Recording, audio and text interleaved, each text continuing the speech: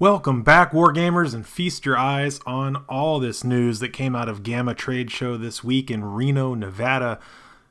Games Workshop has got some announcements on their community website.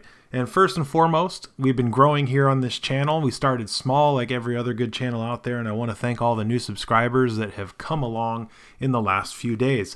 It really inspires me to help pump out some more content. I've got some hobby videos I plan to work on here in the coming weeks. Right now on my hobby table, just to fill you guys in, I've started working on some of my Ultramarines Primaris, starting to figure out a paint scheme with those guys, and I finally got some more of the Death Corps of Krieg Grenadiers to beef up my Grenadier army that I'm working on, and I have some plastic Leman Russes. One of the Punishers that I'm going to build out as a tank commander for that list, and another one that's a regular battle tank kit. So I wanted to mess around with both those kits, kind of see what came in each. Probably looking at supporting my Death Corps of Krieg with quite a bit of Imperial armor, because Imperial Guardsmen by themselves, other than being able to be fielded in mass quantities, don't make much of fun for repetitive hobby painting. So I'm probably going to do these 40 Grenadiers. I've already done 20 of them with 3 of the Thud guns. And I've kind of switched some of my tactics now that I've got my hands on the new codex. And I'm looking at using some more Mortar Teams. So the Mortar Teams for about 11 points apiece seem to be really effective at being able to lay down suppressing fire and causing damage without having to be in harm's way if you can get them out of line of sight of your enemy. So I've got that working on.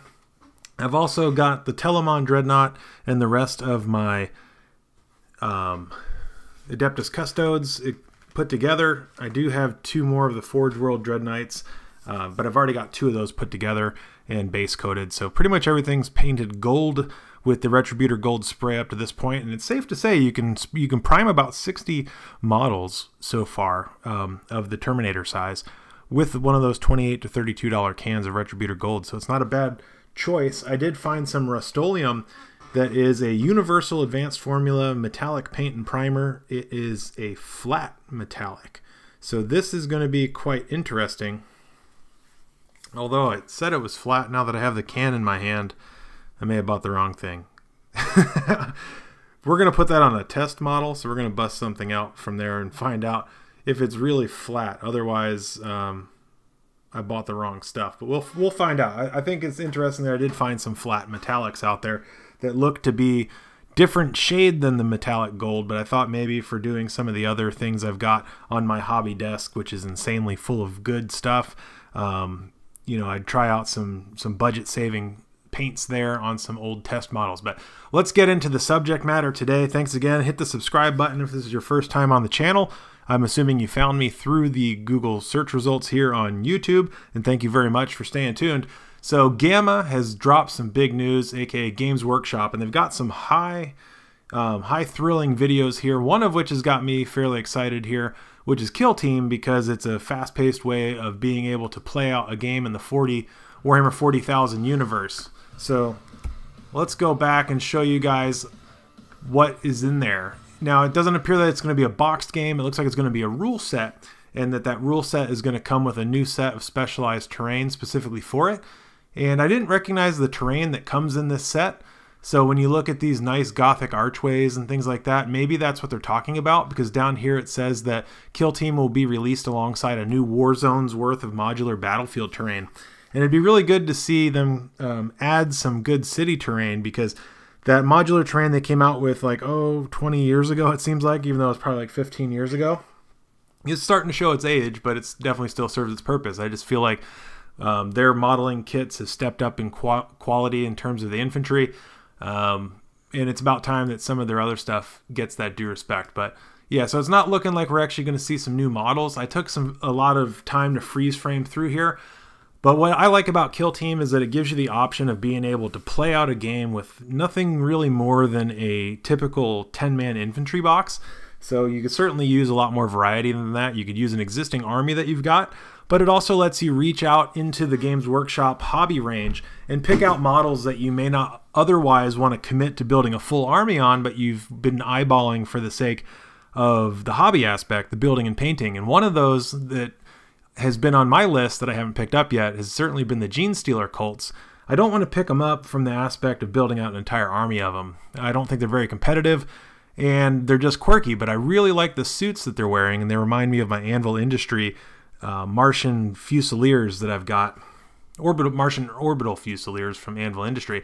Although they're Games Workshop, they're plastic, they're quite interesting. So they're kind of showcasing a lot of different stuff. At first, it gave me the impression that it was going to be a box set that included the Genestealer Cults with the Adeptus Mechanicus, which would lead me to believe that they're building another box set again to help move their slower selling model ranges. But then they broke out here and they're showing some Necrons versus Space Wolves.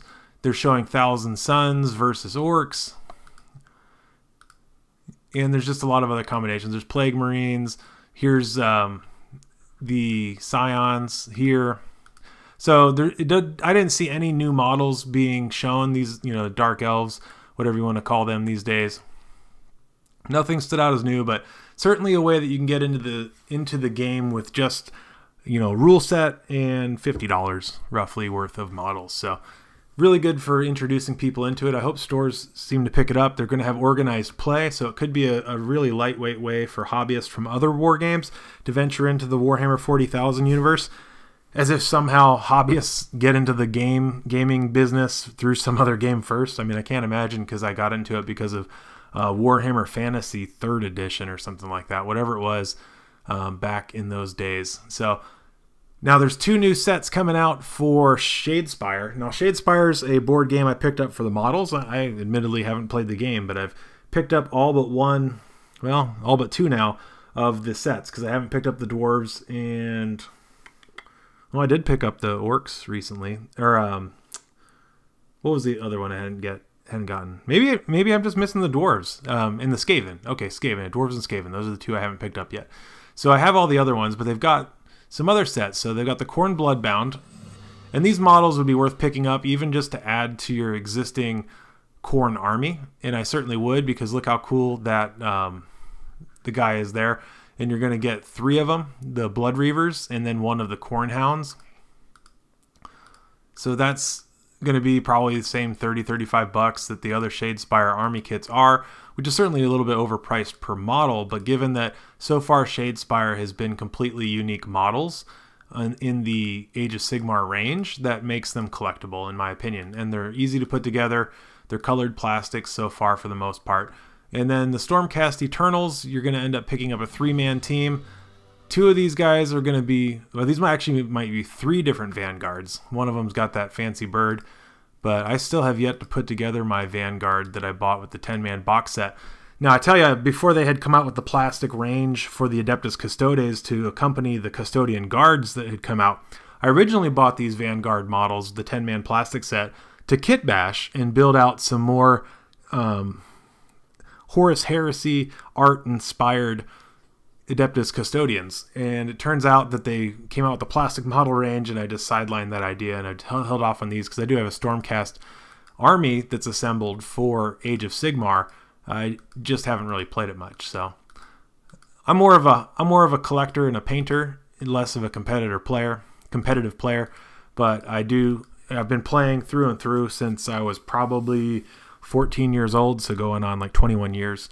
Certainly been a veteran in the hobby, been a Games Workshop employee in the past, been an Outrider when they had that program up and running. So check this out. This is one of the things that got me even more excited than Kill Team. So you could even see yourself using these models from Necromunda in Kill Team because they fit so well into that 10-man or less squad. So this is House Van Saar, one of the classic Necromunda house gangs, and rather than looking like something out of a Games Workshop set, these models to me look more like something out of Infinity from Corvus Belli. So I know it's relatively small here on the screen, so I apologize, but you can always check this out on Warhammer Community's website. But House Van Saar, these models they're not carrying your typical bolt guns. They're not carrying your typical Warhammer 40,000 equipment. So I feel like this set just really seems interesting, especially with these head whips and things like that, whatever they've got on their helmets that are like mechanical ponytails. I feel like, what do you guys think? Does this remind you somewhat of the game Infinity, of which I've yet to see plastic models come out for? So this kind of shows that maybe that Infinity-esque type of game could actually benefit from a plastic model range. You know, that could be sacrilegious to some people who collect that game set. Here's another thing I noticed. Look at his shield. So he's got like this force energy shield on this particular model, and he's got some type of melta pistol of some sort, but it's clear plastic. So maybe they're going to provide a clear canopy plastic shield, of which you would then have to paint carefully the parts around it to keep the appearance of it being clear. And I couldn't quite tell if it had a blue tint to the plastic, but that would be interesting to see if they supply that and how people paint those up. But this is just a really interesting looking group of people, and I could see them being used quite a few different ways in the modeling aspects, and they're just looking pretty badass for a 10-man squad. So I would expect to see those again also for about $35 if they price out in the range of all the existing Necromunda model range. So keep your eyes peeled for that. Now, I don't play Blood Bowl, but I do like Beastmen, always have, even since the single pose plastic Beastmen model days when it was like $8 for a box of 8 of them or whatever it came with. But it looks like we're actually going to be getting some Beastmen and some Chaos. And my cat just jumped up and knocked down the 10 of the Grenadiers I'm working on. Well, not working on right this minute, but started working on the other day. Don't try to break these. These are Forge World resin, kitty. Oh my gosh. If they were plastic, I wouldn't be so worried, but this Forge World resin feels like sometimes it feels like somebody whittled these out of prison soap or something like that. Like, they can be extremely brittle at times. You gotta wonder, like, they're not really built for gaming. Forge World models are more built for playing, collecting and painting and putting on the shelf. They don't survive transportation all that well and stuff either, especially since you can't use plastic glue on them. Now, what I was hoping for some more of was actually a little bit more of a sneak peek into what the Idoneth Deepkin were going to look like. I've been curious about these guys ever since we saw that sunken vessel and that Sigmarite ship, and then what these elves were going to look like and how completely different they were going to be than any of the elves we had seen before. I presume they'd be completely different, although I wouldn't be necessarily upset if they came in and they were much different than not the Lothern Sea Guard, but the Black Corsairs, Dark Corsairs, whatever they're called, from the Dark Elves and the Hydra Beast and stuff like that. So maybe they'll recycle that Hydra Beast and come back with some other options. But that's what came out news-wise from GAMA so far. And there's still some potential for some more news to be coming out. Like, Games Workshop's just surprising us with the speed at which they come out with information. So stay tuned here to Budget Wargamer. Hit the like button if you haven't already. I appreciate you guys listening in, and we'll cover some more news and get some more hobby videos out your way.